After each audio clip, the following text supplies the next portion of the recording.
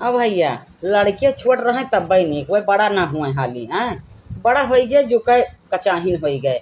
रोज बर देखुआ हैं। मगर हम बियाह करब ना भैया। हमें 7-5 में कराता ही नहीं है। सही बताई थे वो अपने सास के साथे नहीं रह पाएन। अंते हड़िया धाई लिहन भैया हैं। अकेले बनाई आराम से खाई ना हई है ना खई है हैं। अब देवरनिये आई ना देवरनियों से अलग हो गए। देवरनियों से हमसे कहियो नहीं बैठा भैया। हम इतना लड़ाका बाजा हन हैं।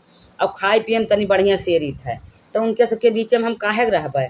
अब भैया उनहु सबसे छुट्टी ले लिहन। अब बियाहवा जब पुतावा के कई लियाबे तब हम कहाँ चली जाई बताओ कहाँ चली जाबे। तब तो नहीं लगा हमें रह परी ना। चाहे लतियावे चाहे मारे चाहे जौन करें। और वहीं 4 पैसा लड़कावा हमें दियतो है। और बियाहवा कह दे भैया तो एको पैसा दी ना। और तब वो कह दे हैं जो बियाह कह दे हैं नहीं माने तो हम पतवहे रहे ना दिया भैया। हम अकेले रहे हैं ना अकेले रहा।